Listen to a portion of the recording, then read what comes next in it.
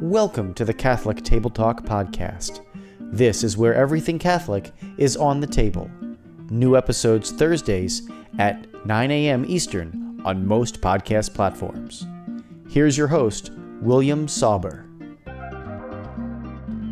You might have heard it, and you probably have, that there's really the Protestant Reformation and the Protestant Bible and the Protestant, just the whole religion of Protestants can really blow up Christianity. You know, should Christianity really exist? Um, and just really the Protestant, just can it blow up Christianity, I should say, in a lesser form. Same time here, folks. Um, so can it? A lot of people talk about it. I don't think a lot of people read about it. Not a lot of people really explain it really well. But today we have an author making his debut, Matthew Mark McWhorter. McWhorter. He's the author of Canon Crossfire. Does the Protestant Bible blow up the case for Christianity? And it's a very, very solid book. I haven't read it myself, folks, but I know gotten some reviews from a couple family members and as well as a friend. It's a very deep dive into can it blow up Christianity. And we're going to talk about the author and a little bit about him. He's a Matthew Mark McWhorter is a former corporate attorney, now happily retired and living in Columbus, Ohio.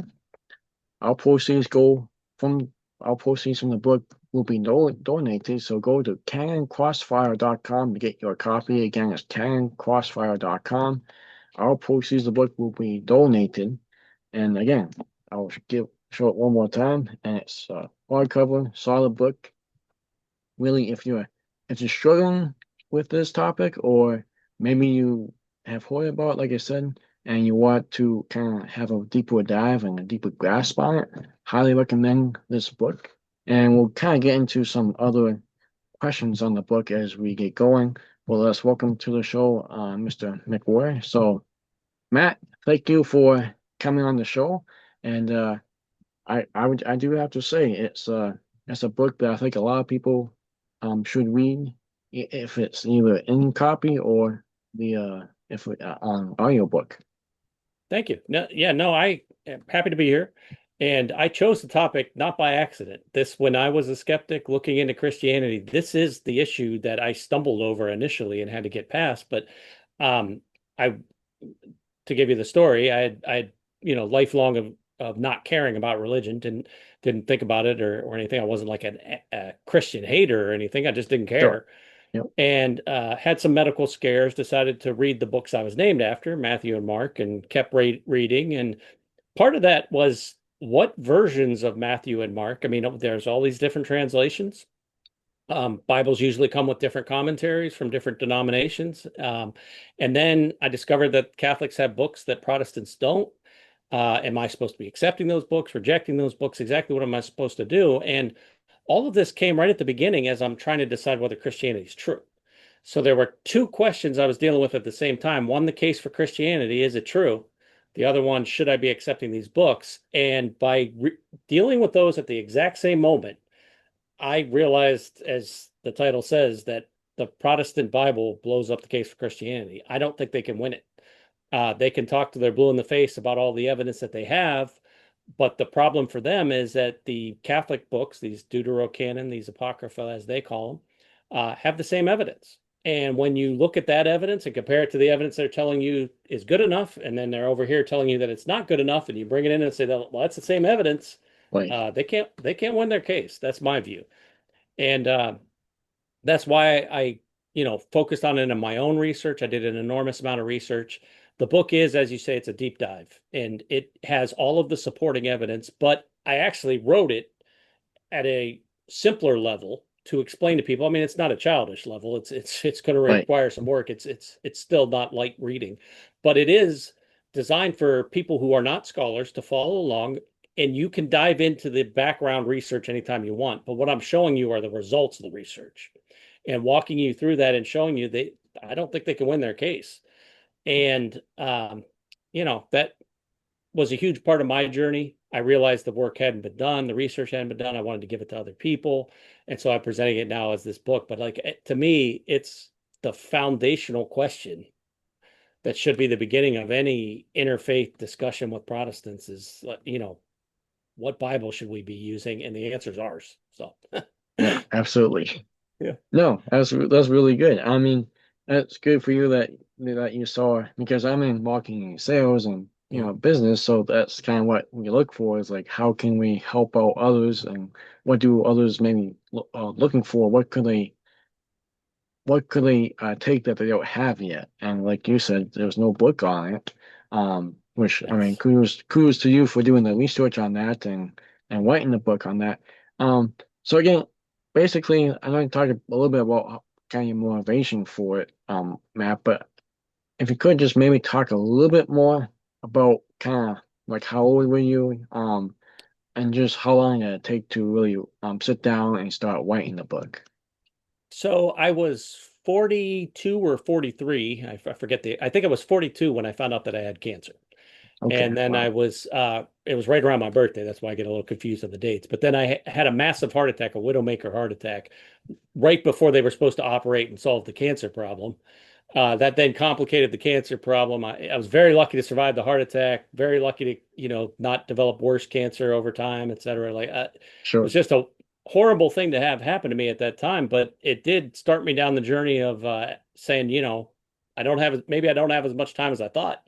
right, And I had always told myself I would read those books I was named after. So I finally got around to it and started doing it. But that was roughly 10 years ago. It took me a good 5 years to read through the Bible the way I was doing it, because as I said, I basically did all this myself. I wasn't talking to anybody. I wasn't talking to a church, and I just bought boxes of Bibles and started. And so I read, oh, I read the, Matthew chapter 1. I read the Catholic commentary, the Orthodox commentary, the Lutheran commentary, the Baptist commentary. I read all the commentaries on all chapter 1, and then I would move on to chapter 2.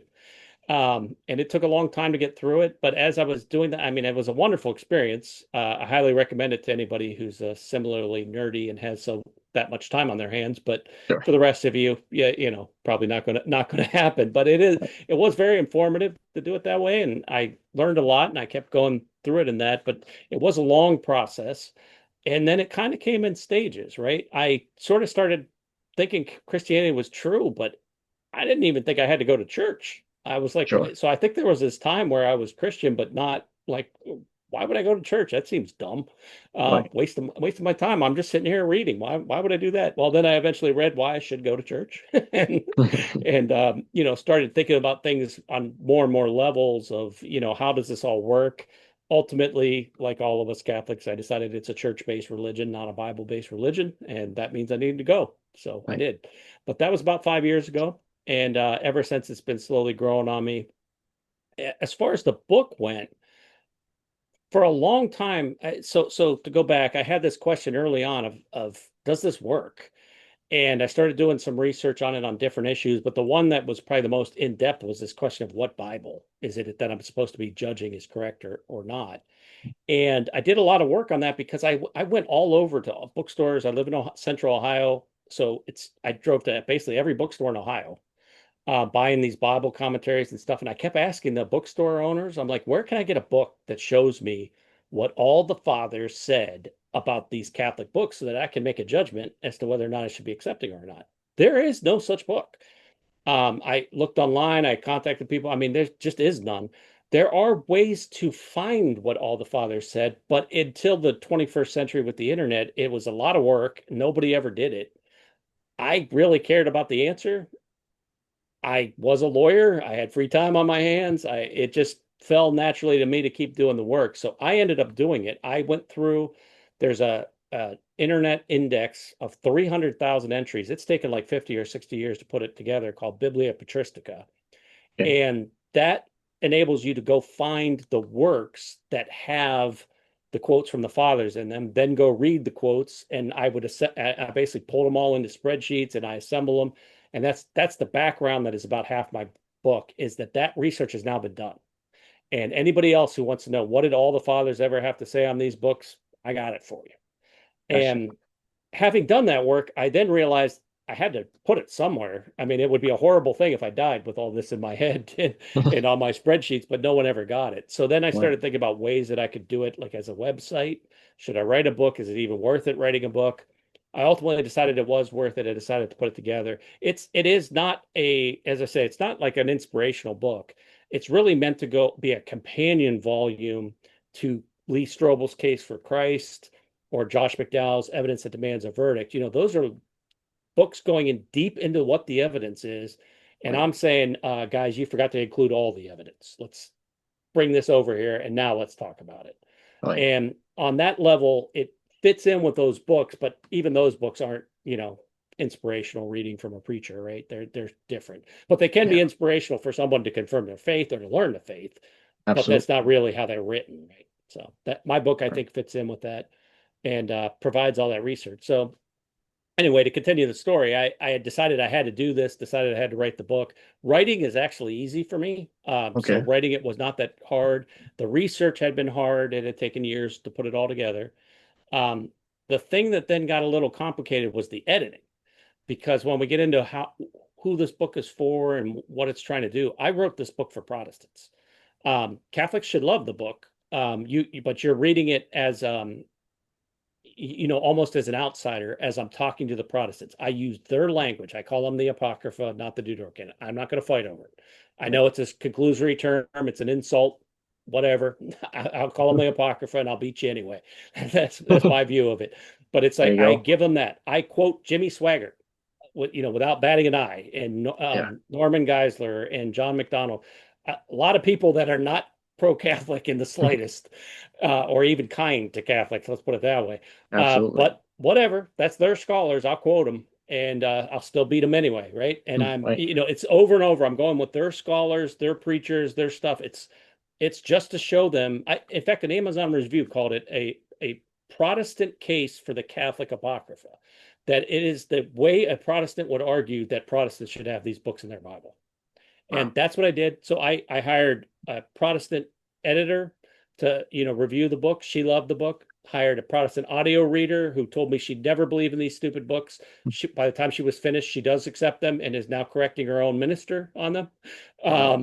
I went out of my way. I hired Protestant marketers. I got a Protestant publicist. I also have a Catholic publicist, but I'm trying desperately to get in touch with Protestants and talk to them.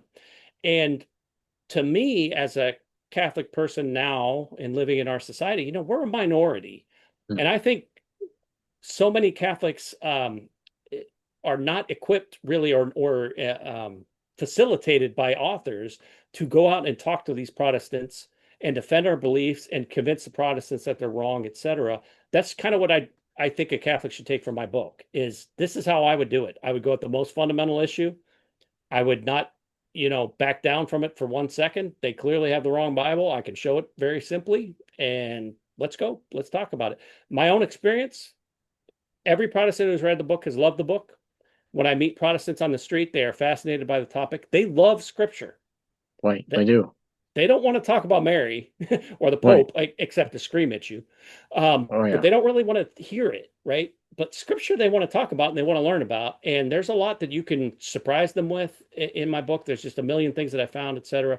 I find it very easy to start a conversation and to get them liking the book. So give it a shot, Awesome. I would say, if you're a Catholic, even though, like I said, it's not really written for you, but you'll learn a lot and you can use it.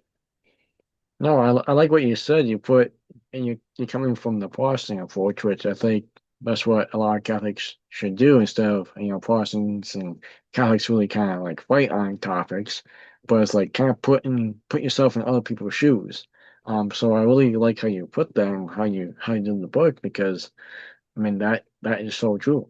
Yeah. You see it from a different lens, and yeah, And and I actually, think that different lens is kind of why it hadn't been done.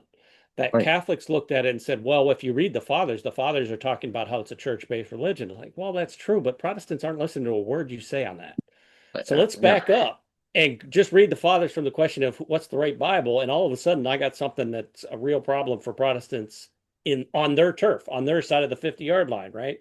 Um, absolutely, and like I said, I think it's a more effective way to go talk to them about it. right. No, I think I agree, and I wish I had this book about 3 years ago in college, and me and a Protestant buddy were going back and forth on long car trips on issues. So, Yeah, and I that reminds me, I am empowered thanks to a donor to give out free copies to seminary students. really, Because who's more interested in what the Bible is and whether they have the right Bible than seminary students? And they need the facts. They don't have them right now, and this is a way to try to get it to them in front of them so that they can think about it and talk about it with their professors, etc. So okay, hopefully that's a good initiative. Hopefully we get some sign-in. So if you know any seminary students, look on my website. We'll get you a free copy. awesome. Website canoncrossfire.com. You can look that up. That's really cool. Yeah. Um, so I'm gonna kind of jump ahead a little bit. I mean, you covered a lot on the book so far, but how did like your legal background shape your research approach? Because you're a lawyer, you're kind of digging into law. Like you said, it took a lot of research, it took a lot of time, traveling out through the whole state of Ohio. Um, so how did that? Because again, like a lot of people do the research with college, high school, but they just do the minimum. Where you with this book you completely took a different approach, a different route, deep dive into it. How did that kind of change your approach to it? I think part of it is just a tenacity to do it. Okay, Lawyers have to wade through truckloads of documents from time to time, and right, it wasn't new to me, so I had to do it. But the second thing is, to a lawyer, the scariest thing in the world is to walk in and not know what the evidence might be. And your true. opponent gets to introduce evidence. So, you want to know what's in there and what's in the room, the truckload of documents. You want to Mhm. know what's in all of them. So to me, it was always annoying that there were pieces of information I didn't have. So there was sort of an obsessive compulsiveness of trying to put it all together that was there. That definitely played into it. The second thing, and we talked about this a little offline, as much as I talk about the case for Christianity as a court case, I actually wasn't a courtroom lawyer. I was a business lawyer. And in my world, I actually find lawyers sometimes annoying because they're constantly arguing and fighting as if there's a judge listening who's going to rule. But in my world, you only win when the other guy signs on the bottom line. You have to agree. And your goal is to get him to agree that you're right. Right. And that's a different skill. That's a different tactic. And I use that skill as much as those skills as I could in this book. So I'd say there's two things that I was doing. Number one is I'm summarizing a massive amount of information so that a reader doesn't have to do even a tiny fraction of what I had to do to learn all this. But you can just read my book, and in the space of a few hours or a few days, you will know what all the fathers said. You will understand the nuances, even though in many cases you're probably not reading all the background material. But I'm summarizing it for you. I'm giving it in charts. I'm giving you statistics. I'm pulling out the key points for you, etc. So it's all the methods that I ever learned on how to convey what is in a massive amount of information in a very short time frame is part of that book. In addition, I'm using everything I can to get the other side to agree with me. And there's a number of tactics, but I mentioned several of them already. Is don't fight over things you don't have to fight over. So okay, we'll call them apocryphal. you know, Easier said than um, done. Yeah. yeah, exactly. It's like Yeah. I I hate that they're trying to win the argument by using a term apocrypha, right? Like it Right. annoys me as much as it annoys anybody, but I can win anyway, so I'm not going to put that aside. Um, I'm trying to engage with them. I'm trying to show them that I'm honest. So among other things, I quote Wikipedia. I don't quote Wikipedia because I don't have the other books, but it piled up around me to quote if I wanted to. It's just that I know they don't have them, Right. and I more than anything, I want to show them that I'm honest. Like maybe the research is wrong. What do I know? I'm only reading these books, and tomorrow some scientist could come out with, find something in the desert, and it changes everything, right? Right. Um, but what is clear is I didn't lie to anybody. Like that's first step because you really want to establish that credibility with the person.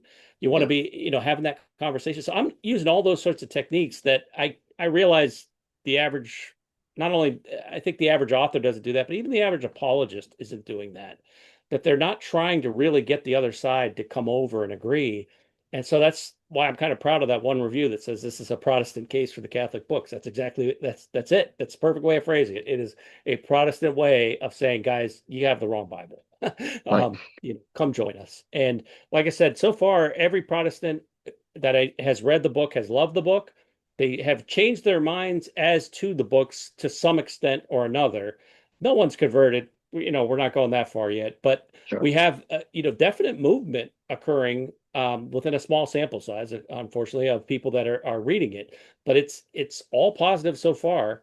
I have 22 reviews on Amazon as I talk today. I think judging from what I could tell from who's reviewed and whatnot, it seems to be about 50-50 Catholics and Protestants, all 5 stars. They really love Congrats. scripture. They love learning about it.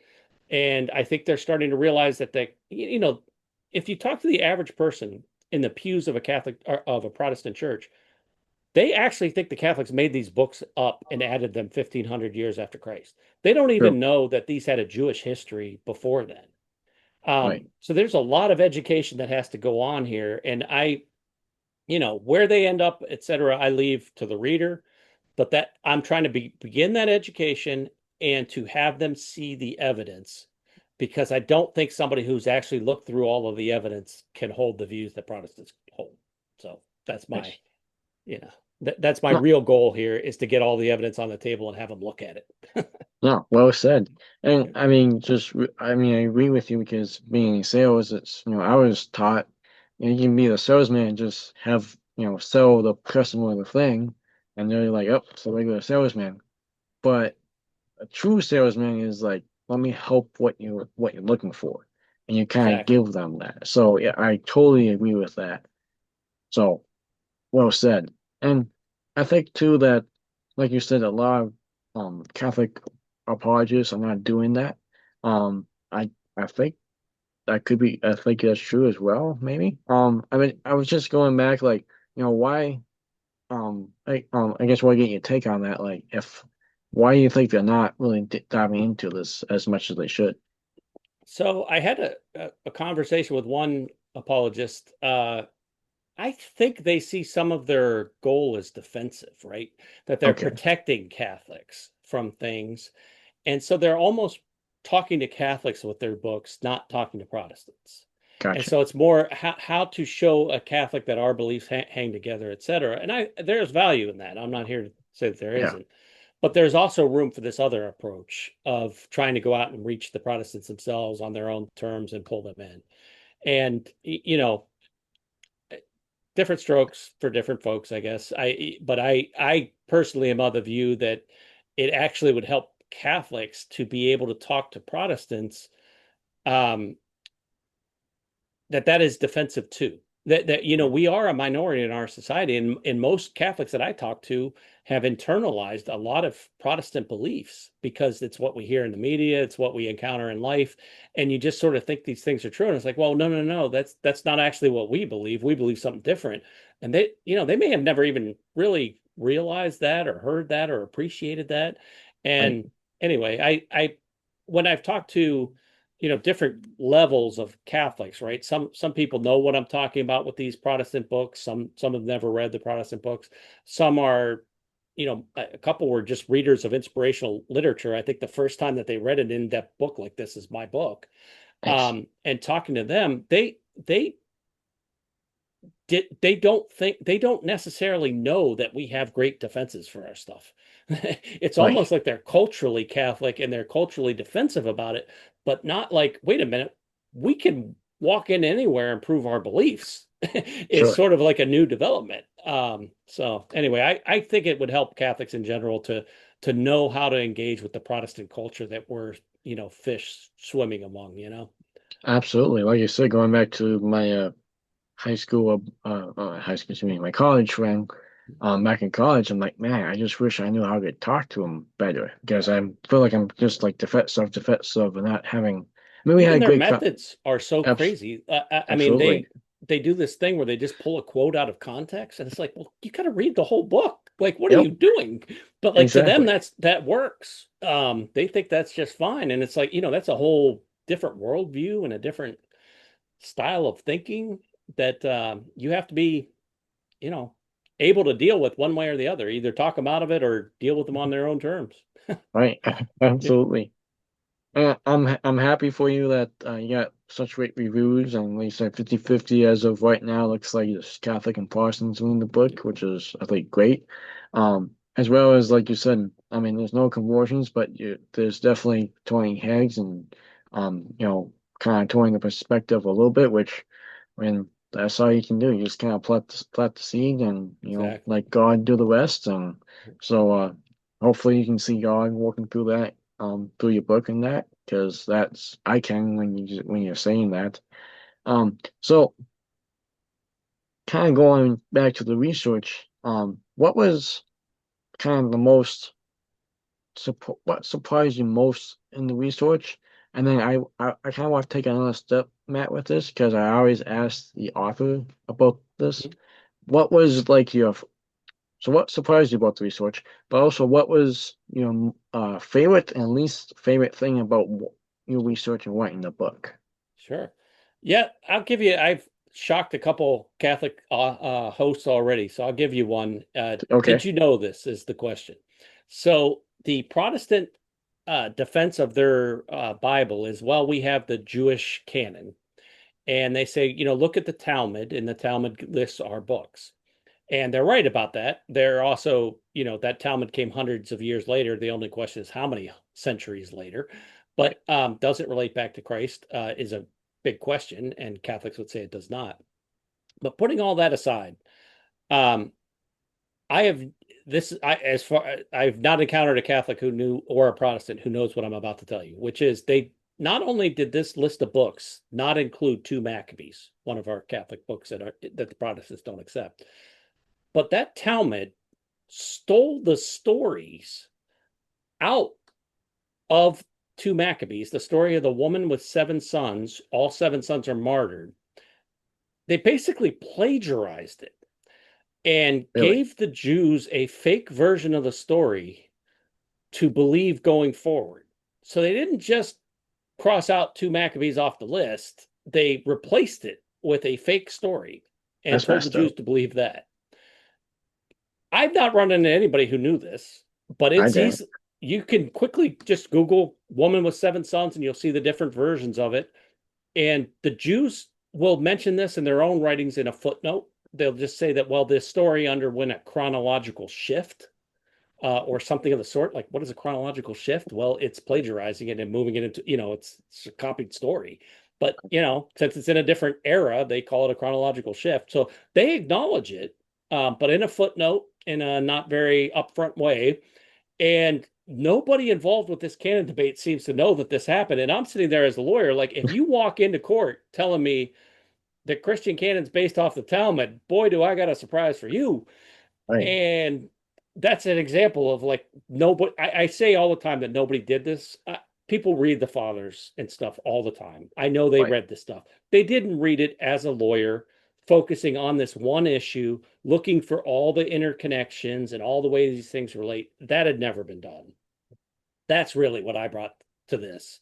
I'm sure there's people who read the fathers in the original Greek, and I'm sitting here reading the English translations. Like I'm not trying to, step on their toes as to that stuff. But in terms of coordinating this stuff into a case for Christ debate, when we get to talking about, the true canon and what you'll believe and what you won't believe and what your standard of belief is, uh, you're telling everybody that the Talmud gives you the authentic original scriptures at the time of Christ, you better know what that story, this development. And Right. I haven't found anybody who knows it. So that's one of my shocking ones. But there are about a dozen different things that I found, and I can literally think of nights that I spent almost staring into space the whole night, saying I cannot believe no one has ever seen this before.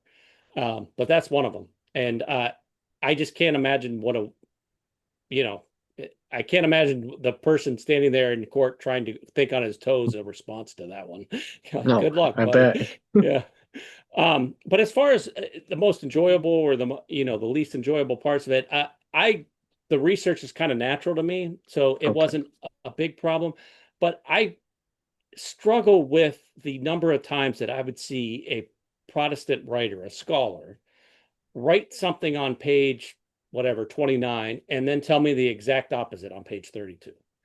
And it's so easy to call the guy a lying fraud. But if I slept on it the next morning, I would say, no, wait a minute. I can see how he compartmentalizes these things in his mind, and he's being judgmental towards the Catholic stuff and doesn't realize, like, you can start to be understanding. But man, that initial reaction of like, are you kidding me, man? Oh yeah. You know, 3 pages earlier, you told me the opposite. But he was talking about a different topic. In his mind, I think he just compartmentalized it and said, so one example of that would be the earliest quotes, and these are full, no doubt about it, citations. The earliest ones for these Catholic Deuterocanon Apocrypha are from Irenaeus and Clement at the end of the 2nd century. Okay. And you will find people saying that that is, 150 years after Christ. Why would anybody believe that? That goes all the way back to Christ? That's ridiculous. And then 3 pages later, they'll tell you that Irenaeus and Clement were the first ones to tell us about the fourfold gospel, and that we have 4 gospels, and that's apostolic and goes back. So I mean, the earliest testimony you have for the most fundamental issue of what is the Bible, that it's the 4 gospels, is exactly the same as for the Catholic books. And you'll Wow. see completely different reactions for people on those 2 questions. And it's like, Well, come on, guys. I think you saw my reaction right there, but Yeah, yeah. yeah. Wow. And so I try to tell people too, when I like Protestants or others, there's different levels of the book in terms of like how certain I am that I'm right. Hmm. And I saw like that. Yeah. that I identified a problem. Yeah, I'm right on that. That it clearly Protestants are talking out of both sides of their mouths and need to clean that up. I'm right on that. Right. And that they've been unfair, I'm right on that. The only real question is there an explanation other than just accepting these books? Which I think is the right answer. Catholics accept the books, that's why we can win it. Is there some other explanation story they can spin where they can win the case for Christ despite not accepting the books? I don't personally think so. I haven't been able to think of one, but that's the only doubt I have about this whole thing. Is like, well, maybe, maybe they'll come up with something. I don't know, but I Sure. don't think so. But you know, Yeah. Good. Yeah. Good point.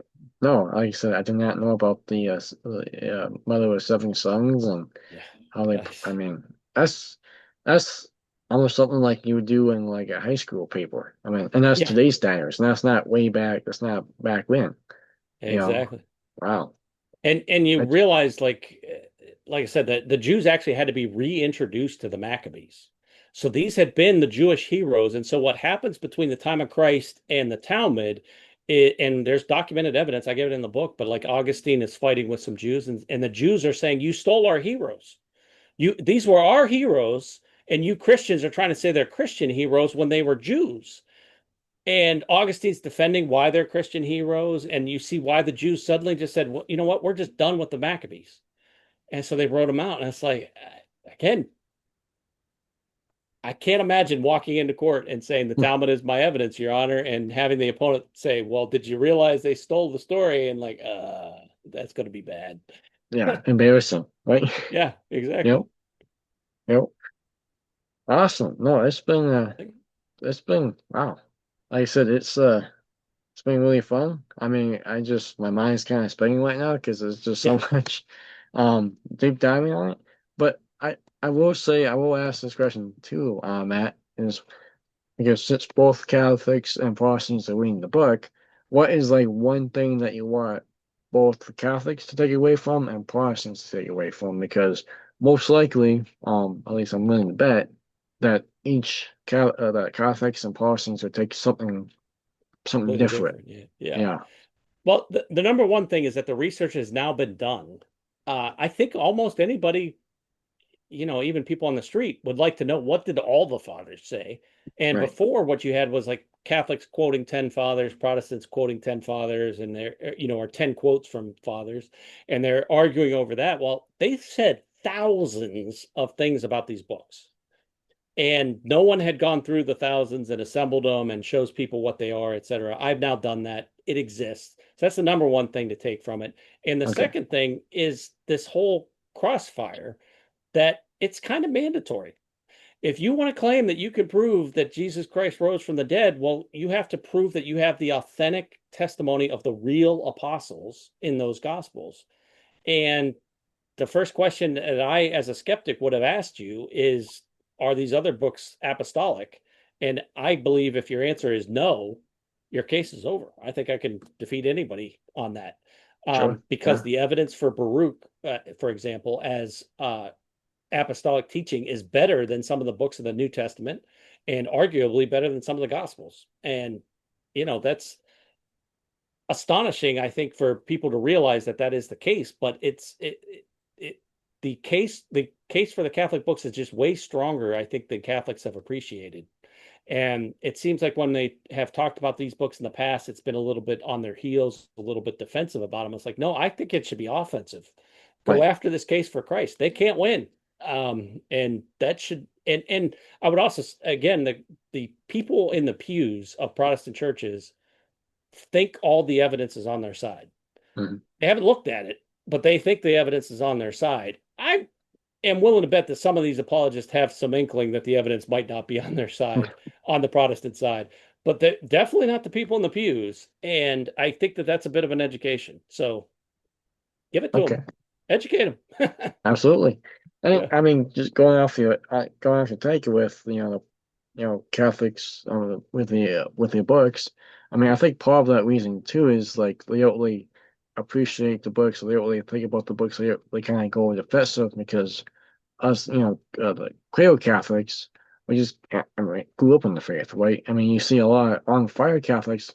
I mean, a lot of them, I will say, I mean, a lot of them are cradle Catholics as well, but a lot of them are converts who've been through this process, and so I really like what you did there because I don't think a lot of Catholics don't appreciate the books because we're just like, yeah, we have the books, they don't, whatever. I I've actually been astonished. I mean, just floored by how interested Protestants are in the stories of the book. Like, So my book is really talking about them as objects, like as pieces of evidence in a case. So it's sort of like talking about a murder victim on a TV show or something. Like you don't really need to know anything about the person. They're like, just the body, and we're here to talk about it. It's kind of that's my discussion of the books is like, it's just the name. But when the Protestants have read my book and got interested into it, they have become fascinated with Susanna, Judith, and Tobit are the three most interesting stories to them.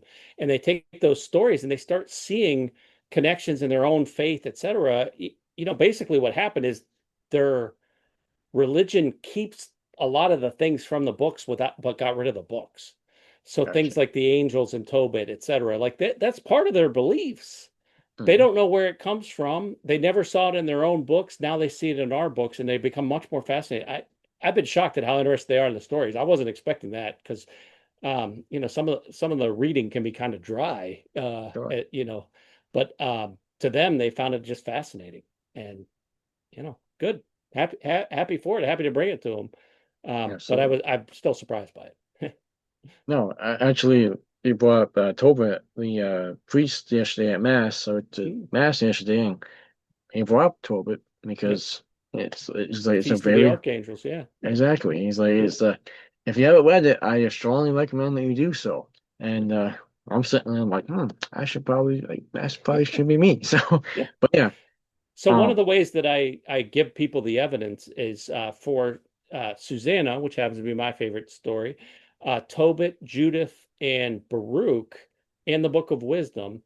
I annotate the story. So I give you the story in my book, and then it's annotated with all the things in the New Testament that relate back to these stories, okay, and then all of the comments from the fathers relating to that story. So you get to see all the comments and stuff in context in the story as you're reading it. wow, So give it a shot. Give Tobit a shot. But you'll see in there the angels on each side of your shoulder. That's all from Tobit. gotcha. Yeah. No, we'll do. Yeah. So how would you suggest that people, read the book? Would you suggest that a group of them, I mean, Protestants or Catholics, because I can see this being a kind of a book Yeah. study. Yeah. Would you recommend one way or the other of should be more of a book study, or should maybe if it's let's just say it's a dad and he's reading it before he goes to bed, just to learn something new and have a little fire in the belly, so to say, as he goes to bed. I mean, what is your recommendation for reading the book and should be in a group? Yeah, I either way, of course. Sure. Yeah. But the group actually is a great idea. And Okay. there is just, as I was saying, if you compare it to these books, Case for Christ or Evidence That Demands a Verdict, there is a lot of evidence here and a lot of things. And so there's just so many different interconnections, so many little factoids, so many things to notice. I don't think one person could notice it unless they just immerse themselves in the book for years. So a Sure. group is a fantastic way of doing it. I will say, just again, the book is 500 pages. Don't let that scare you. About 200 of it is narrative. So if you are the father and that's how you want to read it, you can read that stuff and kind of skip this rest because the rest is the background and supporting material to back up what I'm saying in the narrative. Gotcha. And you don't need to read it. You don't need to do it. And kind of as I alluded to earlier, I present it in a very visual fashion. That's where the annotations come from. There's tons of charts, tons of graphs, etc. Even for a Protestant who isn't going to read it, flipping through it is an education, right? Right. That's not unintentional, and it is designed to be looked at, and you will learn even from looking at it, even if you don't read it. So That's true. I mean, that's how like I said. I can't have this just sort of can't really read too well, or at least for a long distance of time. And that's how I read or look at other authors' books. Is like you look at, well, which chapter looks interesting. Oh, that one does. Oh, there's a yeah, graph here. There's a picture here. Okay, and you start and then you start to read and you gather information that way. So truly, yeah. truly, like I used every job skill I have to present the book in that kind of fashion. So, okay, to try to interest people or get them to do it. I think as far as a resource for Catholics talking to Protestants or apologists, I hope this really gains traction because I give you the charts, I show you the comparisons. Like as one example, the book One Maccabees and the book One Chronicles, I give you the quotes from every father ever on both of those books, wow. in two columns to just go through and see how they treated the two books, and show you that they basically treated them the exact same way. So I have to look out for that for sure. yeah, And I will recommend after the show, I will recommend another show that you can get on and talk about the book, Matt, because I think this guy who's been on my show, I'll just say his name, David from the Zealot Stand. He's really into this stuff too, so I'll make sure I'll send you his contact information and I'll talk to him about fantastic. this too, because this is stuff he really enjoys as well. So we'll get him Yeah, on his channel as well. Um, fantastic. so just a couple. I just want to kind of finish up with a couple of questions here, Matt. I guess with the responses to Catholics, or first of all, before I do that, I do want to share too because going back to the book study thing, um, a lot in my parish, home parishes, we have 3 priests for 8 parishes as the time of this recording, and one of them is really big into books. He's really big into book study. So I can really see this thing off in our parish. So again, if you're listening to this, folks, or watching this, I really recommend that you bring this to your pastor at your parish and say, let's get a group of people and let's do this because that type of stuff is really kind of taking off. I feel since COVID because we're all Yeah, locked away and now everyone wants to get back out. So I think that stuff like Exodus 90, getting together for a mom's group. All these groups are taking off in your church. Maybe you're not a part of them, maybe you are, but I think this is another great thing to bring to your parish, and really come together as a community and really talk about this and invite non-Catholics as well. I think I just want to throw that pitch in there for you. Um, yeah, and I should say on my website we had an offer until today, September 30th, that would have included a free study guide for anyone who bought the book through the website. okay, But since you're talking about it, I tell you what, anybody who shoots me a note through the website, just mention Catholic Table Talk, and I will send you a free copy of the study guide as well. So all right, you hold it, yeah, folks. There you go. yeah, Appreciate it. So. But back to the question is, what type of responses have you gotten from Protestants and even yeah. Catholics who are kind of blown away by this? Yeah, nothing, all 5-star reviews from everybody, nothing but positive. Every Protestant I know who has actually read the book has loved it. Good. It is written to talk to them. Like I said, I went to the trouble of having a Protestant editor, to make sure that it was going to be all right. And my Right. Protestant audiobook reader loved it. It's just I try to be straightforward that I accept the Apocrypha and that's my view, but I'm here to tell you what the problem is, not to solve it for you. And I think they value that approach. They like it. They've enjoyed it. Um, Lay people, I think, are more interested in the book than I would have guessed, but Really? they tend to be very interested in Scripture. Like I said, that it's just that they love Scripture. They want to know what Scripture is, and they seem to always have, whenever I talk to them, like, well, I always wanted to read about that. Well, Right. now here's your chance. But they haven't done so yet. And so it's kind of an odd thing that I'm almost explaining the Protestant basis for their Bible to the people that as I'm about to refute it. But they have Right. been fascinated with it. They have liked it. Um, I would also say the only real negative criticism I've got have come from Catholics. Really? And the criticism has always been the same, which is Protestants will never read this. And I always respond, well, I guess, it's self-published, so that's my money. If they don't Sure. read it, they don't read it. It's fine. But there's been a lot of that of like, oh no, they won't read it. And I say, have you ever seen their books? Like I was surrounded by boxes of their books. I think this will fit right in. Oh, But it just shows you the different mindsets of Catholics versus Protestants. But like this sort of an evidentiary based approach is a Protestant approach, whereas the Catholic approach, like even if I'm sure you have them too, but you read a Catholic commentary on Tobit or two Maccabees, it'll have a little paragraph yep. saying, well, this is the history of the book. It was this, that, the other thing, and then the church says it's scripture, so we include it. Like that's it, a paragraph. There it's just we deal with the thing sort of superficially and say, well, the church decided and we're all right with it. To the Protestants, it's much more of a bottoms up review of whether or not they should accept it. So it does fit right in. But like I said, the comments have been from Catholics of like, oh, why would you bother writing this? The Protestants will never read it. Actually, they love it. So Awesome. yeah, Yeah. So again, it's Matthew McWhorter from McWhorter. Yep. McWhorter. Thank you. Yep. From Crossfire, excuse me, CanonCrossfire.com, and again, go through to his site or buy the book. Again, proceeds are donated. Mention Catholic Tea with Talk. You get a free plan with it as well. Exactly. So what what's next for you, Matt? I mean, you wrote this book. Is there more on the horizon? What's your next goal you hope to You achieve? This is an interesting time for me because my real goal is to talk to the Protestants about this, right? Gotcha. And Right. so I have just now started up. Last week it was a whole bunch of emergency fill-in radio on Protestant radio of where a Okay. guest had dropped out at the last minute and they needed somebody. So that was interesting. But I'm now getting into coming up are the Protestant hosts who have read the book or are familiar with the book at least, and looking forward to that and trying to promote it among them. But that's my real goal here.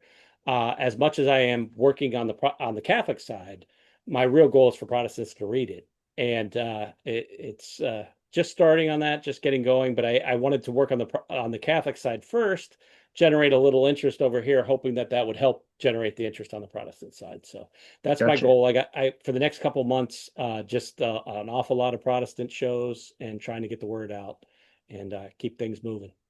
So I'm looking Awesome. forward to that. I honestly, I actually at the back of the book have a list of questions, etc. That like I don't know the Protestant answer to it. It's not in any book because no one had done the research. So I'm honestly curious what they're going to say to a lot of this stuff. So I it should be bet. fun. No, happy for you.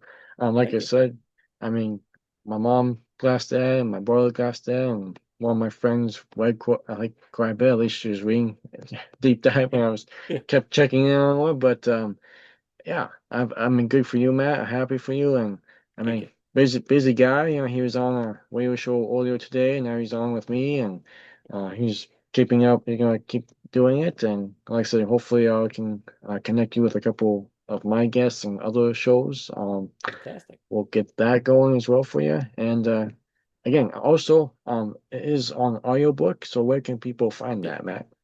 So the audiobook, Amazon is not a very good company, frankly. They are Right. taking, it's already been a month. Because I'm not exclusive with them, they sort of punish you.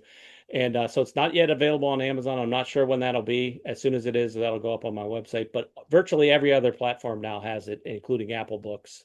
So give it a shot. I found, as I mentioned, just found her online, a Protestant audiobook reader, and she loved the book. So, and she has a beautiful voice. So, Awesome. Well, as much as we have a great voice for reading, it flows really good. Absolutely. So, Yeah. I mean, that's why I'm on a podcast. I'm not on radio because I don't have the best voice. So, but we'll make it work. So, again, Exactly. folks, Same here. Canon Crossfire does the Protestant Bible blow up the case for Christianity on Get Today. Again, CanonCrossfire.com. Get in contact with Matt. Tell him that you watch and listen to the show. And if you have any questions about it that we didn't cover in this episode, please feel free to reach out to Matt. I'm sure he'll be more than happy to Absolutely. talk to you about that. So, Yeah. Matt, again, thank you so much for coming on the show and talking about your book. And I hope the success continues for you because, again, I feel like God is working a lot through this. And just thank you for doing all that research and time because that takes a lot of dedication. Yeah. So thank you for coming on today. Thank you. Wonderful to be here. Awesome. Well, hopefully have you back on in the future. Hopefully again, if other stuff pops up. Absolutely. All right. Again, check them out. CanonCrossfire.com. We'll have a link in the show notes below, so it's a quick and easy access for all you listeners because we know that you like quick and easy access. Today's sponsor is Dr. George Saguma. Again, Dr. George Saguma. Check him out. drgeorge.com. Thank you for Dr. George for making this episode possible today. Until next week, folks, go to the sacraments, stay in stay grace. God willing, we'll see you next week, same time, same place, right here on Catholic Table Talk. Thank you for listening to this week's episode of the Catholic Table Talk podcast, where everything Catholic is on the table. Don't forget to subscribe to Catholic Table Talk on your favorite podcast platform to get new episodes delivered directly to you every Thursday at 9 a.m. Eastern.